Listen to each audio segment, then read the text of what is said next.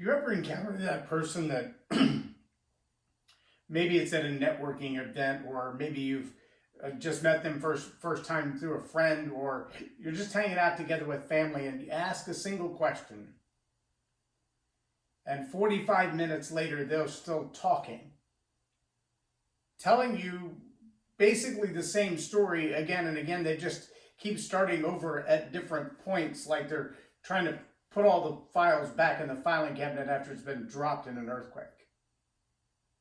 Welcome to Leading Leaders Podcast. 5-minute videos, 5 days a week. I'm Loren Norris with Leading Leaders Podcast. And I'm convinced there are at least two. Now, there are probably dozens and dozens and dozens of myths about storytelling, but there are two of them that I want to talk about today, because part of the challenge that I have as a communications coach, whether I'm coaching executive leaders or individuals who are just trying to get their own life straight, story is a huge, enormous part of that.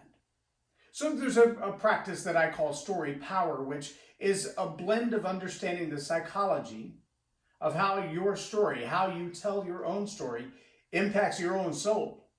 The things that are going on in your mind based on the words that are coming out of your mouth, and vice versa, is an enormous impact. There are people who've been elevated in roles of leadership, but the story inside their head is self-sabotaging.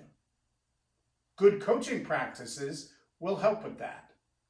On a very surface level, though, the things that you say about yourself when you look in the mirror, the same stories that you're telling to your loved ones, the same stories, and you don't even think they're stories. They're just phrases. They're just comments.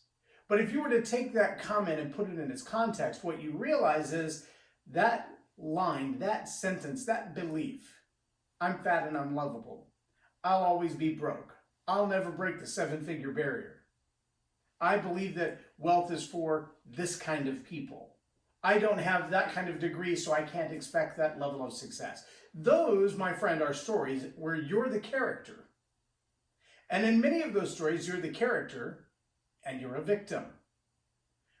But the scary part is, in those stories, when you're the character and you're the victim, you're the one writing the story. You're the only one that has control of it. You're making it up as you go, but you're living within it as if it was reality. See, the first myth that I believe people face when it comes to storytelling is that I can start at the beginning when I was born and just tell the whole saga.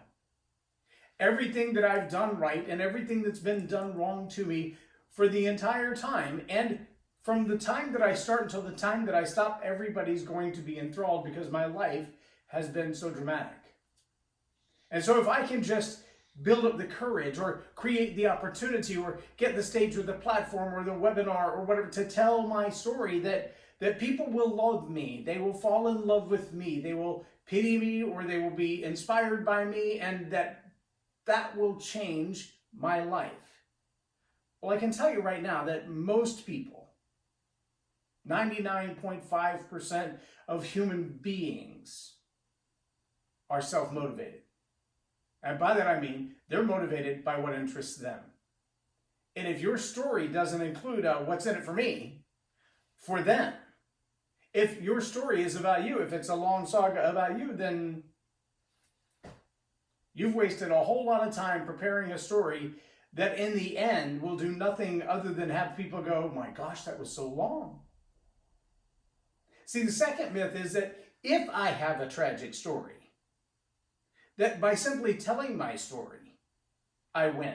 People will come to me, they will want to do business with me, they will want to buy from me, they will want to be my friend, they will want to buy my book. So it's neither the long soap opera story, nor just the traumatic story that wins the day. In fact, what I find in the Storypower Masterclass is that most people have dozens of stories.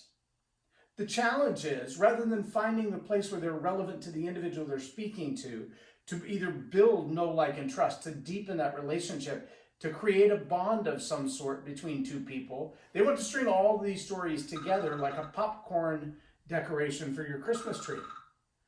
And the result of that is that there's a whole lot of talking, but not a whole lot of connecting. John Maxwell said in his book, everyone communicates, but few connect. The ability to tell a very concise story that's well selected, that you've actually lived through, that connects with people emotionally, whether it's laughter, or it's fear, or it's anxiety, or it's pain, or it's remorse, those emotive connections are powerful. But they can't be about the storyteller. They've got to be about the hearer. There's got to be a place where they become common ground, otherwise known as rapport. But I'm getting way too deep in the weeds. Here's what I want you to know. Your story has power. Well-crafted, well-told, well-selected stories can save a life. Simple as that. But it doesn't take 90 minutes, or 45, or 20. A well-crafted story can be told in 90 seconds to 2 or 3 minutes. And if you've put all the right pieces in that story in 90 seconds, it can save a life, change a life, build a lifelong friendship, create a transaction that happens right now, but also leaves a lifelong impact in someone else's history. See, that's the power of a great story. Crafted well, selected well, and told well. And if that's something of interest to you, the Storypower Masterclass will be happening again on Saturday, March 14th, 2020 in Addison, Texas, which is the north part of the Dallas area. And I would love for you to be there. If you would like to come, send me a private message and I'll send you all the details you need to know, including how you can get a free sample of a 30-minute coaching class, just one-on-one, private coaching about your story, and how you can also save a bundle of money, about half of the price on the tickets to come to the masterclass, but only if you send me a private message. I'm Loren Norris with Leading Leaders Podcast for Tell It Like It Is TV. Have a blessed day. Subscribe now for our extensive video library of leadership lessons promoting faith, family, and freedom.